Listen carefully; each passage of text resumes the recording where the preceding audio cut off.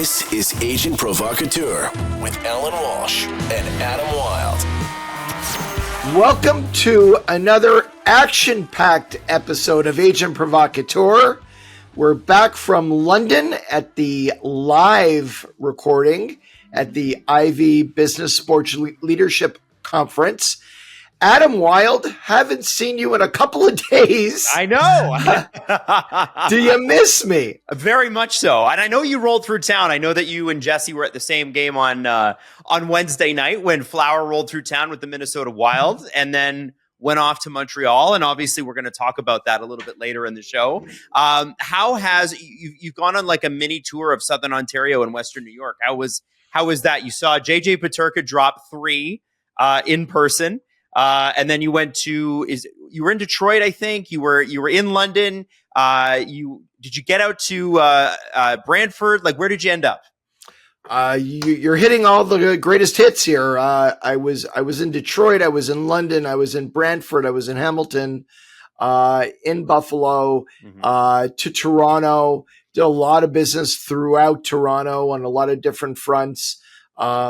Was at the Leafs game, back to Buffalo, back to Toronto, flew to Montreal, was there for Flowers' last game, was a quick in and out in Montreal, back to Toronto, and then back to Buffalo, where I met up with Nashville, in addition to Sabres clients, and then finally back to LA. Unbelievable. And yeah, a heck of a flight in from what we understand last night. So lots of fun. So Alan, one of the things that I think that we've discovered with this show is that people come to us and come to you not for a line-by-line reading of an NHL memo or rule or policy, but an interpretation. How is this going to play out? And again, estimates are estimates, right? It's what's our best estimate on these certain things. So January 31st, 2025, which seems like eons ago, from where I sit on Sunday, February 2nd, given all the news that's happened in the last few days. But NHLPA announced team payroll ranges for the next 3 seasons, as you had mentioned on this show a couple of weeks ago. Now, I did. How about that? Well, so instantly, though, Alan, people, if you're not 100% on it exactly, people are like, so you got it wrong. You don't know what the hell you're talking about. Now, okay. And mostly they came after me on the SDP because, you and I have these conversations and I'm like, well, here's our best source on the matter. And he says X, but I'm going to read this memo out. I'm going to be as quickly as possible. It's pretty dry. It's pretty short. And then I'm going to reread the part that you want me to highlight. Okay. So All this is what it is. The National Hockey League and the National Hockey League's Player Association announced today that an agreement announced today an agreement that will provide increased predictability on core salary cap economics for a minimum of the next 3 years. That's through the 27-28 season. The agreement sets the following annual increases to the upper limit, subject to collective bargaining agreement being in effect beyond the 25-26 season. So that's next season. It will go up $7.5 million between 25-26. Before the 26-27 season, it'll be up 8.5. And then before the 27-28 season, it'll be up 9.5. Meaning that the upper limit would be 95.5. The basement would be 70. The upper limit for the next season, 26-27, $104 million. The lower limit being $76.9 million. 27-28, the third of these 3 years, $113.5 million for the upper limit and $83.9 million. The projected team payroll ranges for those seasons will be subject to potential minor adjustments up or down. The parties still intend to meet and discuss other elements of the CBA that might need modification and or improvement beyond the 25-26 season. So that's the full press release. Okay. This is the line that you wanted me to highlight, and then I want to get your thoughts. The agreement sets that the following annual increases to the upper limit are subject to collective bargaining agreement being in effect beyond the 25-26 season. So why do you want me to bring that part forward as a part of that memo?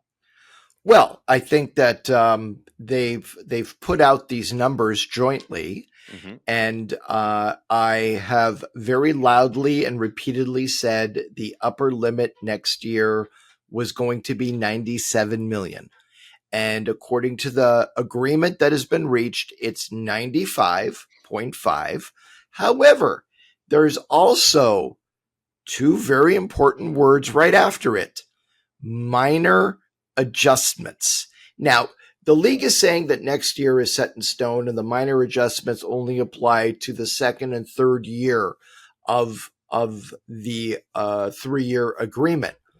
What people need to keep in mind is that there is right now hundreds of millions of dollars of slack built into the system of revenue coming to the league that is not being shared with the players, that has to be to get to the 50-50 split of defined revenues, which is HRR. Okay. So the slack has been built up by a 2-year lag formula that was negotiated in 2020 during the pandemic. Mm-hmm. There was a new CBA negotiated in 2020, and the negotiation focused on the fact players were going to get around 80% of the face value of their contracts. They were going to lose 20% by way of forfeiting the last payroll check of the season. There was going to be a total of about 22% escrow withholding on the year, which included that last payroll check. And even with the players receiving about 80% of the face value of their contracts, based on the pandemic pause of 1920, 2021, there was still created an escrow debt of 1.1 billion that the players needed to, over the course of the next several years, pay back to the owners. No one envisioned that revenues would climb the way that they did, as precipitously as they did, and the escrow debt was actually, we'll come to see, paid off before the start of the 24-25 season, this season. Okay.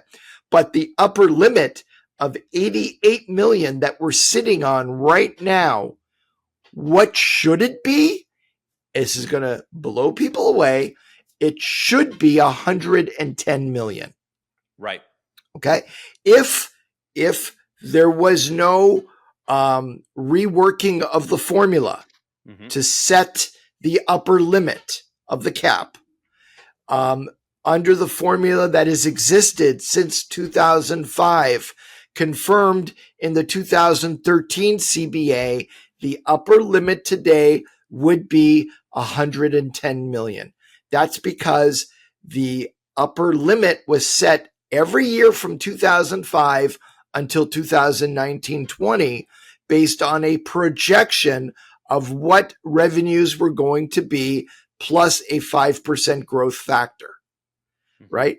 Now the cap is set under the pandemic formula of a 2-year lag. So it's based on actual HRR from 2 years ago, which is about 5.4 billion, even though revenues actually are 6.6 billion this year, projected to be.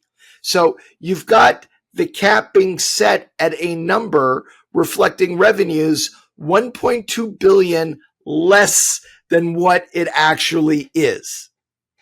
And the cap for next year is being set on that 2-year lag formula based on around 6.2 billion, 6.3 billion, when the actual revenues for next year are probably going to be around 7 billion.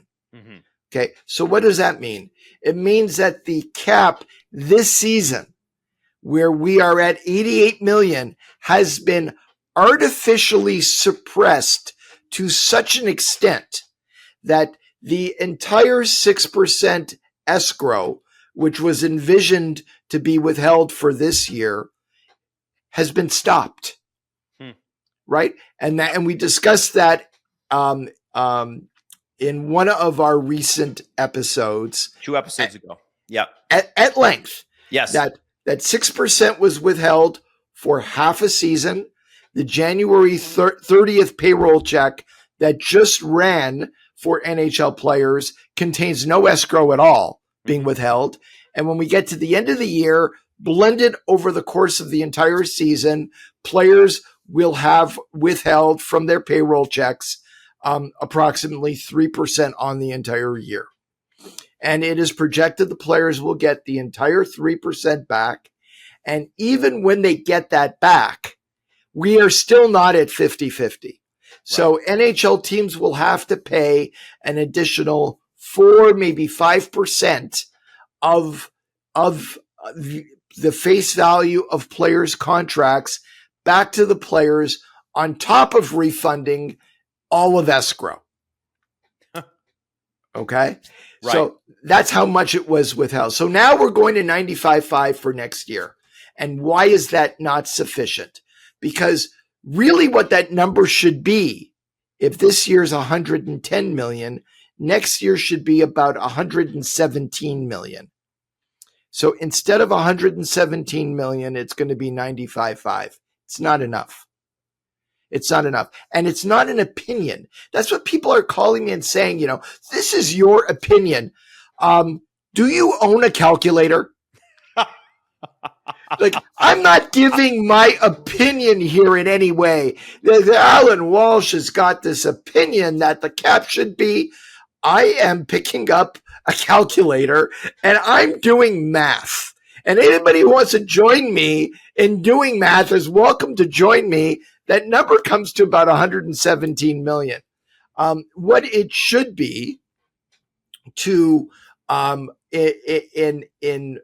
in reality, reflect not revenues from 2 years ago being superimposed on where we are today, but taking a 1-year lag formula, which would make a lot more sense right now, would put us at around 97 million with 4% withholding, which is what was announced as well, that a lot of people haven't discussed. We're going to start the year next year at a 4% withholding of player salaries for escrow.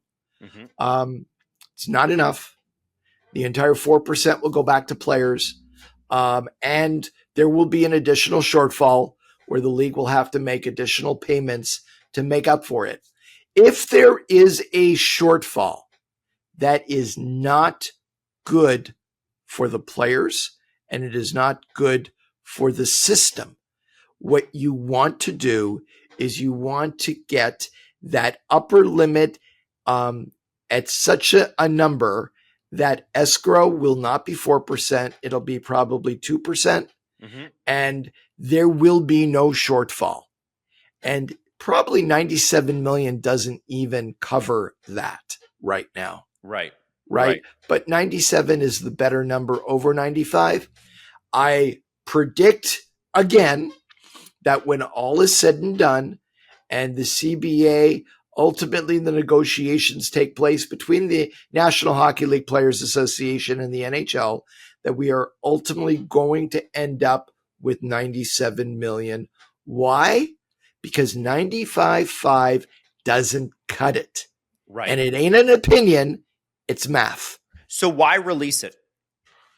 I think it was important to put these numbers out there right now. So they put out 95.5, as you said, as you read from the memo, 104 and 114. I think the ultimate numbers are going to be 97, 107, and 117. Wow. And that's probably where it's going to end up. What was released was the low side of the projection. Okay. As revenues become more certain and we get a year into the future from now, it's going to have to be revised up. And the memo contemplates that by saying subject to minor adjustments. Okay. Now, the other part of this is subject to collective bargaining agreement beyond 25-26. And so there's a couple of things in this memo that have given people anxiety. I'm going to start with the first one, which is what I just mentioned. The second one will tell you what gave Steve Dangle a ton of anxiety. He should have no anxiety. He cheers for a rich team. But there are people that believe that this is going to lead inevitably to another lockout.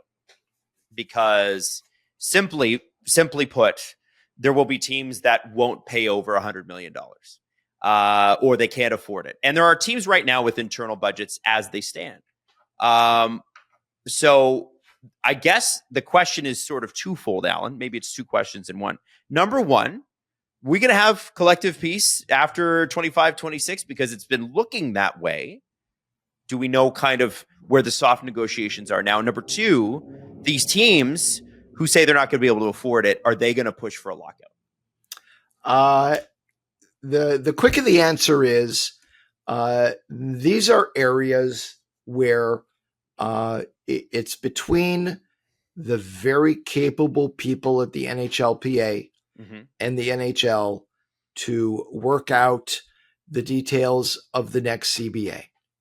And my role, and I've always seen my role, and I'm very clear about my role, I'm not involved in CBA negotiations, nor should I be.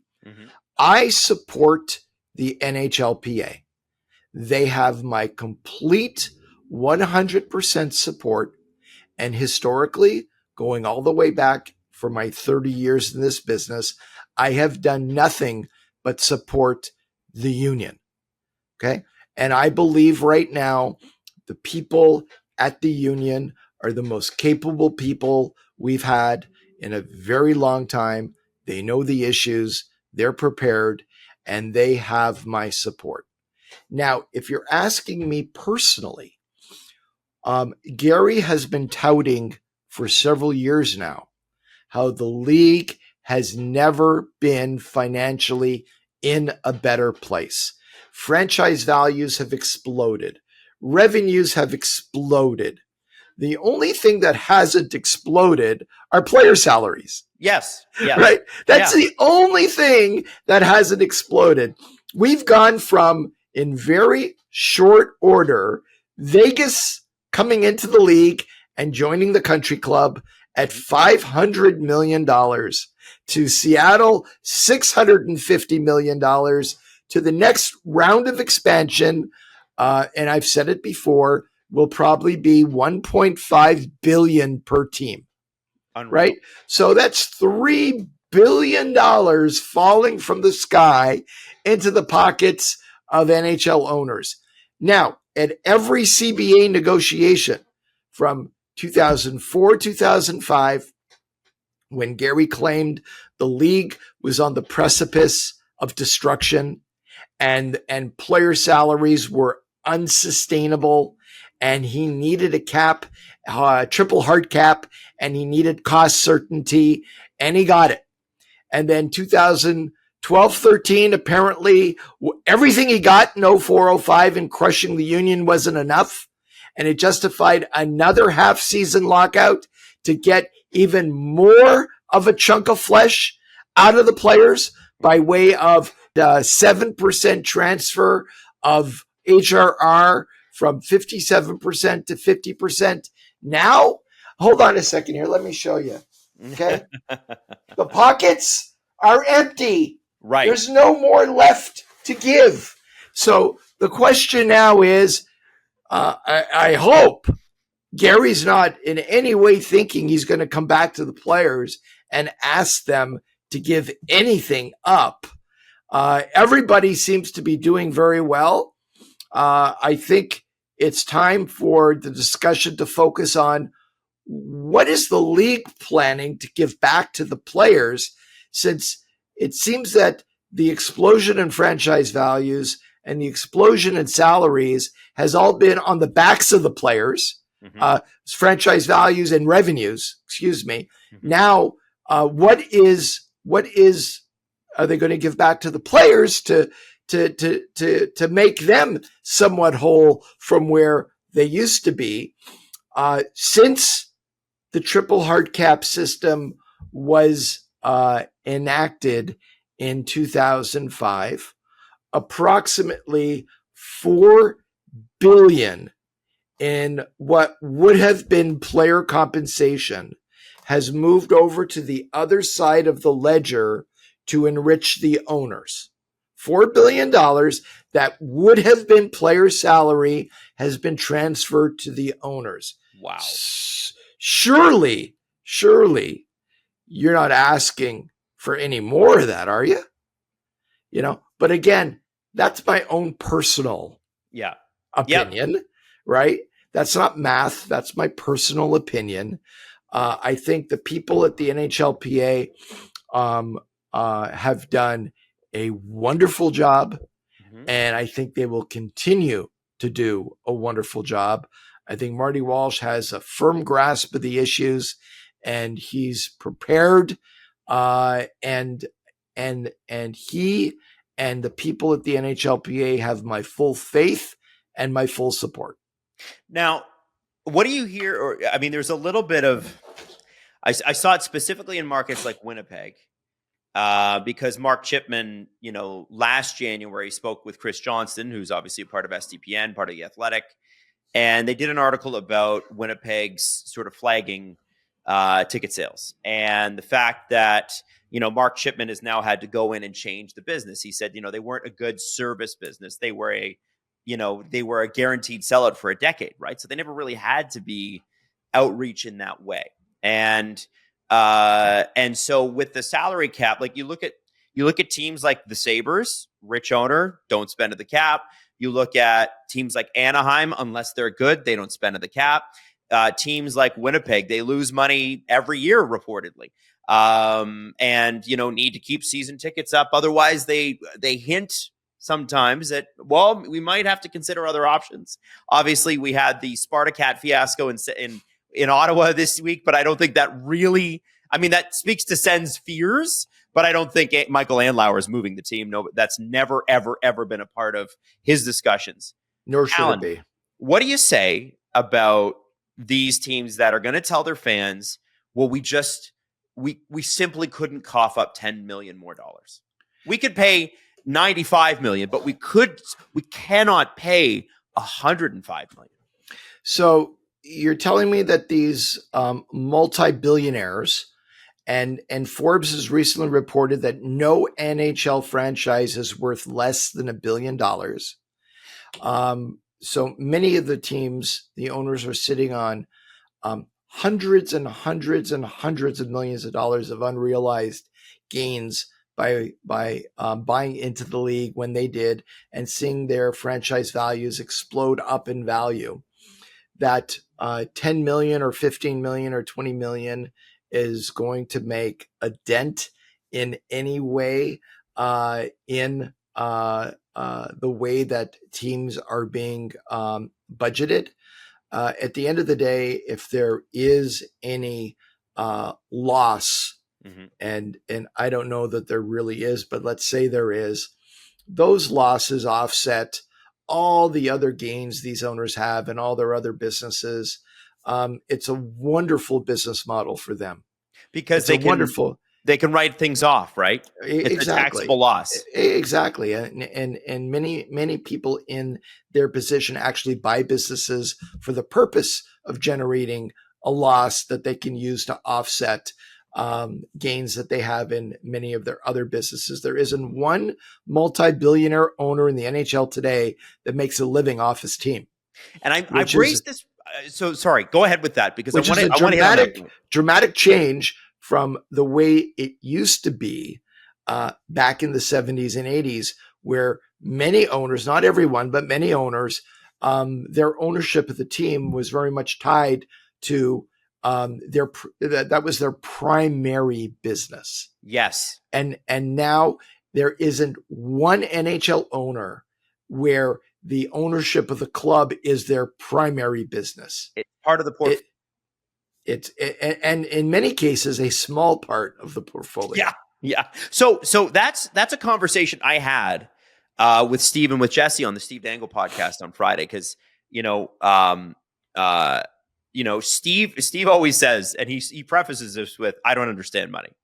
But so we go at it with a sense of humor, but he's like, but what happens if it's like the early 90s again? And what I said to him was, in the early 90s, majority of the league was owned by families who owned the teams and had hung on for generations and couldn't lose that money, couldn't take those losses, didn't have another business outside of that. I want to double down on that opinion, because on that part of this that you've just stated, Allan, because let's take Michael Andlauer for a second, right? Michael Andlauer was a part owner of the Montreal Canadiens for 10 years, owned 10%, and Michael Andlauer didn't make his money in hockey. Michael Andlauer made his money in shipping, logistics, and frozen shipping. When we all needed vaccines for the during COVID, it was his trucks that were refrigerated that drove the vaccine across the country, right? So, talk about a little bit, explain that shift, because I don't know that the average fan knows or cares about that. The economics of when you first got into hockey in the mid 90s as an agent to now, in terms of who owns these teams and what these teams mean to these owners, because these teams are not going to sink these owners, is my point. Right. Now, these multi-billionaire owners didn't become multi-billionaires because they like to lose money. Right. Right. Many of them are allergic to losing money. But what people need to appreciate is that generating a paper loss, and I'm not saying that there are many teams that generate paper losses, but if there are, it's actually a positive, because they are offsetting those losses against all the other gains they have in all their other business interests. And that's a great thing for them. And ultimately, at the end of the day, whenever they do decide to sell their franchise, and one day they might, they're going to make hundreds and hundreds of millions of dollars in capital gains, which are taxed at a much lower rate than regular income. Right. Okay. So if you look at what recently happened in Tampa, the team was purchased, I believe, for $93 million by Jeffrey Vinik, and is now sold for an amount well over $1 billion. Mm-hmm. The capital gains there is astronomical. And again, the tax rate on that will be around 15%, way below regular income.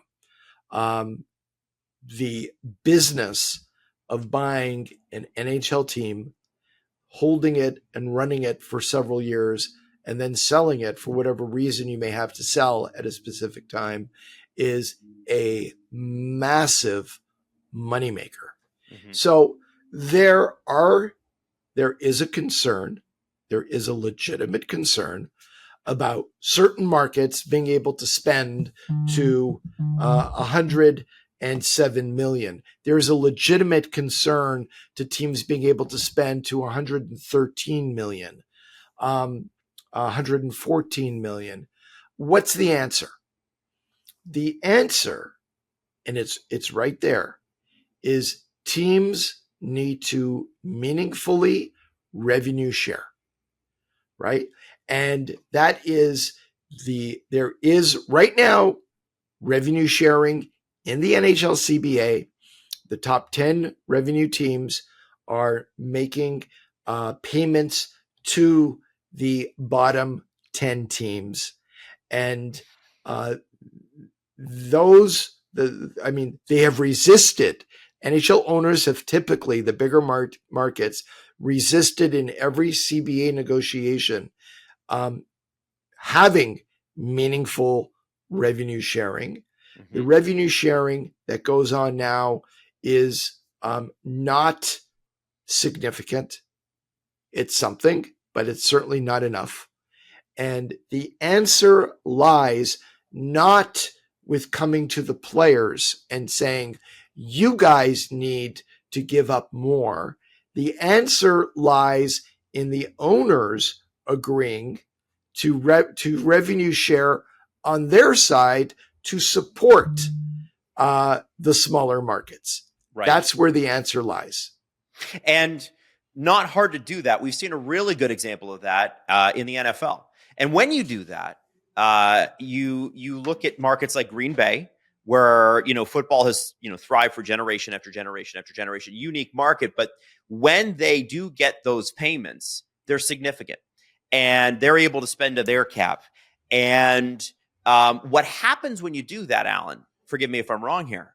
Is that the entire league, all the owners get richer, not via the payments, but via the franchise values. So the franchise value of an NFL team could be 7 or 8 billion now, right? 7 or 8 times what Utah HC might be worth, twice probably what Maple Leaf Sports, what the Maple Leafs might be worth, right? What the Rangers might be worth. You could buy an NFL team, or you could buy one of those major market NHL teams for about half the price. The reality of the situation is that revenue sharing is what's driving the Washington Commanders to be sold for $6 billion, right? Am I wrong on that? Because basically it's a no-lose proposition for any owner. Right. And the other thing I would add is this. People have asked me, and we've discussed it on the show many times, what I have against the triple hard cap system. Mm-hmm. What it ultimately does, and I've got a lot of issues with it, but what it ultimately does is it removes the incentive for owners to maximize revenue, because every dollar they generate, 50% of it goes to the players. Right. Okay. So in the past, and despite all the denials, I'm telling you here and I'm telling you now, this has gone on.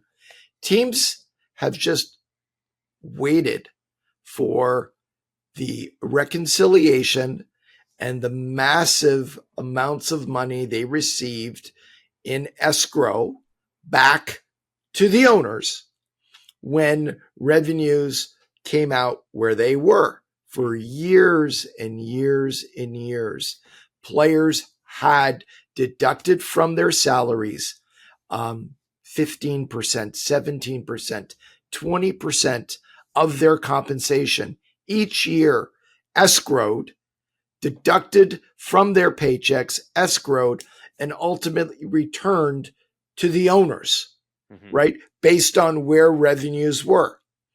That's an easy check to get. Didn't have to do anything. Exactly. The more revenue generated, all it did was cut into the escrow return. Right. And I think that the greatest evil of many that exists in in Gary's triple hard cap was the lack of incentive it produced in the entire industry to generate revenue and maximize revenues. And we're only now, I would argue that it's only been in the last 3-4 years since coming out of the pandemic that the NHL has grown up and actually sees themselves right now as a real revenue generating business. And we've seen revenues go very quickly from 4 billion to 6+ billion, soon to be over 7 billion. Now you have something. Yeah. But for years, the NHL was stuck in a very low growth or no growth situation because they lacked incentive to do anything except take it out of the player's hide every year. Right. And Allan, I think that's the interesting part for me is that, okay, so this is the cap system the owners wanted and they got it. And then they got it to 50-50, right? So they got it, but they got it at, 43% on every dollar. Now it's at 50-50 on every dollar, right? And now they're going to go again and claim to the public as revenues have risen so much that the salary cap is exploding. They're going to go to the public and try to sell them on, and they've been quite effective at this, sell them on, well, I mean, this system is so unfair to the owners. It's their system. It's their system. This is Gary's system. Right. Any team complaining about where the cap is going over the next 3 years, this is the system you wanted. This is the best case scenario. This is the system you shut the league down to get. Right. This is the system that you cost hockey an entire season. The Stanley Cup says for 2004-2005 in big block letters, season not played, engraved on the cup. This is your system, and you're going to tell us now that it isn't good enough for you? I don't think so. So this is where I think the anxiety comes in, because now you've got teams going, well, I simply can't. I simply can't. And so is that, do you think that and I know you leave it in the NHLPA's capable hands, and they're far more energized than they were a few years ago. Marty Walsh has been an absolute boon to the organization. There's no question. No question. The fact that, and you could see that day one, Alan, when the Mike Babcock stuff blew up in Columbus, Marty Walsh flying there was, to me, the first sign that, okay, we got an actual NHLPA head, not somebody who's just collecting checks. And so, and that's just me as an outsider. I don't know these people. That's how I feel about it, though. And so I'm looking at this and I'm going, okay, the owners need to get together and figure out a proper revenue sharing plan. Do they need to amend the CBA in order to do that? And do you think the richer teams, your Torontos, your Bostons, your New Yorks, whoever else you want to put in that category, are they going to fight that? That's to be determined. And yes, it's all part of collective bargaining. Okay. I'm sure it's something that will ultimately need to be addressed and will be addressed at the bargaining table. But that's a discussion really between Gary and his various owners of the country club. Not really I mean, if I'm looking at it from the player's side, how they decide to distribute revenue on their end and revenue share. Certainly the more they revenue share, the better. Yep. But that's between them. And do you think that this is a big enough deal to these owners that they would shut down another season and shut off revenue? Because that's the other thing, right? When you shut off a season, you shut off half a season, you are shutting the dollars off. You are laying people off. You are or furloughing them. And a lot of cases, and I know this over the pandemic, I know several rich teams had their rich owners injecting money into the team, which is a first. They'd never, and that was the richest teams. I can only imagine what the smaller markets did, right? So that's never happened before. And I cannot imagine with the business booming the way it is, even someone as short-sighted and petty as Gary Bettman would ever contemplate shutting the business down. Too much momentum. Again, I cannot fathom that is what he's looking to do. And if he is retiring, Alan, to support your point, that would be when he retires. If there was a lockout, it would be his retirement year. Not a great spot to leave the sport in. I think he's looking to get the CBA done and get the Canadian broadcast rights deal done that he's promised his owners is going to be 3x the current amount. And I think he's looking to do certain things, an announcement on the next World Cup, Olympic participation. I think Gary is enjoying basking in the growing the revenue in the league game. He's basking in all that. And and I think he's thinking legacy as well. Mhm. I wonder if all of those things, um, all of the good going on in hockey right now, in the league right now, if he really wants to upset that and engage in another labor war, why? Yeah. Why? With everything going so well, it is time for the players to benefit from all of this. Mhm. And I just don't see any reason he'd want to upset the business with all these great things going on. And those those two expansion fees that are coming in, that's a significant amount of money for the owners. If they don't, but remember, none of that goes to the players. When the team expands, no money goes to the players. So if it's 1.5 billion times two, Allan already told you it's $3 billion. Didn't even have to pull out his calculator for it, which I love. And what that means is that's separated between the other 32 teams. So each team will get somewhere close to $80 million. Exactly. Right away, just a check, boom, there you go, in your bank account. If you stop the league, then it's very likely that those franchise tags are not 1.5 billion, isn't it? Probably not. And what you're also, the argument traditionally has been, well, the players aren't entitled to any expansion fees. They benefit by 23 new contracts for each team that comes into the league. Mm-hmm. So that's 46 jobs that otherwise wouldn't exist but for expansion. And that's enough. I've never agreed with that. Yeah. I don't agree with that, but that's the argument that has been made. Got it. Now we're going to switch gears because I think we have litigated this, but I just, I want to show this to Steve so he doesn't, he's got his mother's propensity for worrying about everything. So I just want to take this one off his list. He'll find something else to be anxious about, which is, normal. Now, Allan, let's talk about Marc-André Fleury. Yeah. Montreal, Thursday night, shutout performance. What's different about this, obviously, is Marc-André Fleury is on a bit of a retirement tour. And what that is that's not a anything other than a mark of somebody who is beloved around the league in multiple markets and in markets where he's never played. I mean, last night they were calling for him in Ottawa.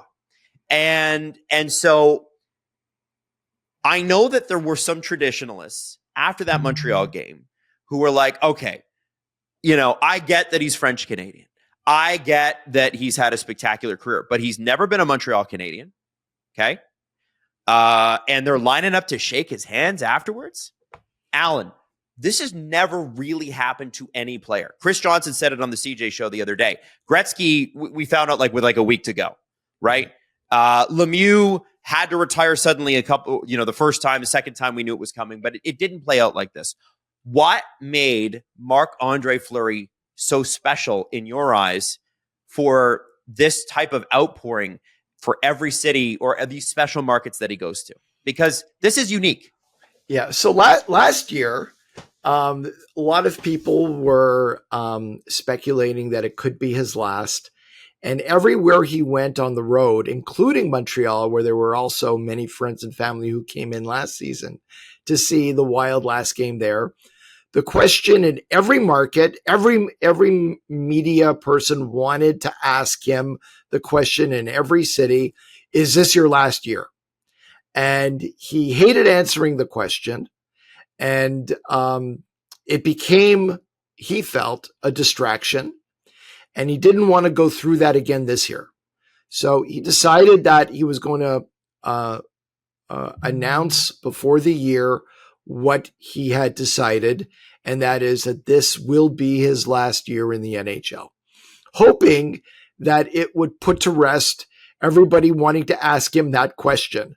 Unfortunately, or fortunately, it's led to this retirement tour, as you say, where everywhere he goes, people want to honor him and his career and how beloved he is to everybody around the league. Has there ever been a player so universally loved everywhere?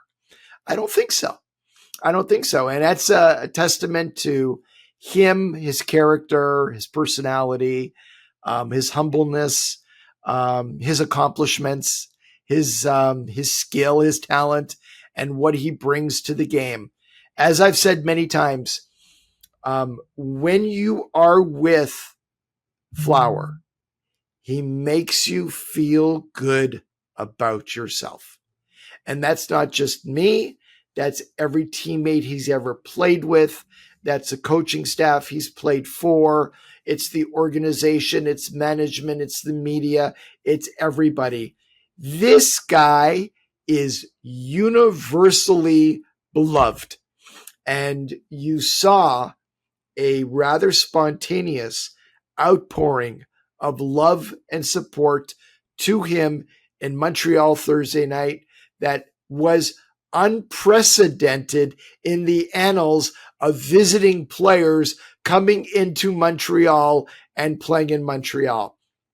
There was a 2-minute standing ovation, and it built up to a crescendo and then just kept on going.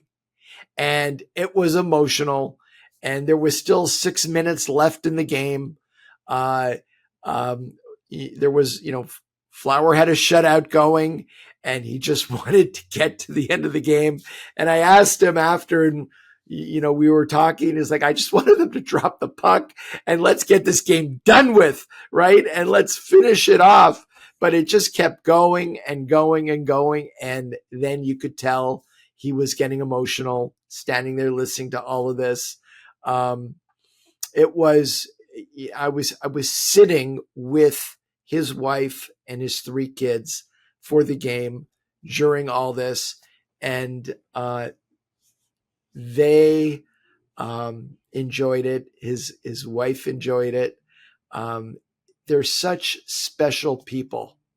They're such special people. And there were over 100 people, 2 full busloads of people from Sorel who came in to Montreal for the game. They were all there afterwards. Marc-André went into the stands and visited and met with everybody who had come there to see him and support him. It's amazing, but over his 21 years in the NHL on the road, I go to a game to watch him play and see him afterwards. Invariably, almost everywhere, he'd say, Allan, I'm going to be just a little bit late. There's a group of people from Sorel I have to go see before you and I go for dinner, or you and I go spend some time together. And these wonderful people who took Marc-André in as their own family, and they have loved and supported him through his entire NHL career, all showed up in Montreal Thursday night, as they have shown up at the draft, at Stanley Cup celebrations, at All-Star games, at every milestone along the way. This massive group of people, friends and family alike, have been there to support him, to love him, and he appreciates it so much. But I think, what made Thursday special is a little bit of Marc-André Fleury rests in every single French-Canadian hockey fan by way of pride in his accomplishments. He is one of them. And it was a moment of emotion when the crowd was cheering for him, where they were really cheering also a little bit for themselves. And that's what made it all, in my opinion, what made it all so special. There must be a part of you, Allan, a big part of you, that's going to miss, dealing with him day to day, on the ice, off the ice, through text message, going to markets to see him.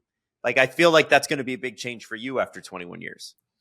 It actually isn't, because I seem to stay connected to my clients when they retire to literally the same extent as when they play.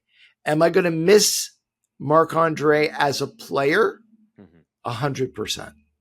Are we all going to miss the acrobatic saves and the shenanigans and pranks off the ice and the stacking the pads and the breakaway saves and the smile on a daily basis? I have a relationship with Marc-André which is akin to family. And none of that is ever going to change. But I certainly will miss watching him play because I've always taken great excitement and joy and pride out of watching all that he's accomplished on the ice. Well, it seems like he's on a team that's pretty well positioned to potentially go on a run. And we don't want to put the cart before the horse. But going into your last few months in the game for him, must be pretty exciting to have the Wild where they are. The Wild are a special team. They are. I think that Bill Guerin has built a really special team with him and his staff over the last couple of years. And with the two buyouts coming off the Wild's cap at the end of the season, with the cap going up now and over the next couple of years, as we know, they are uniquely positioned to become a dominating team in the NHL for the next several years. And what we're seeing now is probably the beginning of that dominance, maybe even dynasty that's being built up over the next couple of years. Yeah. And, they have those massive cap buyouts coming off of this after this year. Bill Guerin, friend of the show, we can say, who gave us a great episode last year, him and his staff have done a pretty outstanding job. It's hard to quantify how they managed to do that. Where in Toronto, all we do is complain about how low the cap is. How come we can't put more people on this team? So no, it's amazing. Allan, listen, it's so great catching up with you. And I miss you already. It was so fun hanging out in London at the Ivy School. And it was so great seeing you hold court. Because this is the part that you don't see, guys, okay?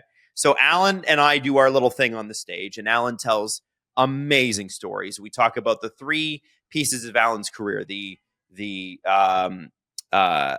prosecutor, the starting out as an agent, and then really, and one particular part was finding your niche in the Czech Republic and Slovakia, with a lot of your clients coming from there. Not all, though. And what was amazing was watching the faces go when you talked about, and I'm not even going to wreck the story. If you haven't seen the Ivy School video or listen to it, it's amazing. Talking about the rivalry, shall we say, you had with the other agents in the Czech Republic. But also, Allan, the fact that you spent an hour and a half or more with those students afterwards. And I have to tell you, there was like 40 kids who were like, I got to talk to him, and I got to talk to him now. And you stuck around and talked to every single one of them. I thought that was really cool. Yeah, I enjoy doing that. So we all went, we moved to outside the auditorium, and I just sat down, and he had all these kids who were sitting down with us. And I said, let's go. Fire away. What do you want to ask me? Yep, let's go. And then there was nothing that was off limits. And we sat there for, probably about an hour and a half. Yep. And anybody who had further questions, I gave them my email. I gave them my cell phone number. I said, you call me anytime you need anything or you have a question. I think I owe that to people who listen to the show or follow hockey, interest in the agent business, interest in my clients, interest in us. Why not? And I enjoy hearing from people. I do my best to get back to them. And I'm certainly always looking to give any advice or guidance if people are interested in it and I can provide it. I'm happy to give that to them. Well, firsthand account, you're a good advice giver. And I've needed it a few times. Allan, thanks so much for this episode. What's on the schedule for this week before we wrap it up? What are you doing? I got to try to get some rest. Okay. Awesome. Well, enjoy being at home. Yeah, I walked a pony this morning for an hour and a half, and we were both in heaven. So that would be your dog, right? Yeah, Yes. Exactly. We got a puppy, and he turned into a pony. That's right. Yeah. Well, Allan, thanks so much, and we'll see you in a week for the next one. Look forward to it. This has been Agent Provocateur with Allan Walsh and Adam Wilde. Follow Allan Walsh on Twitter @WalshA. Subscribe wherever you get your podcasts by searching Agent Provocateur and hitting the subscribe button. YouTube.com/SDPN.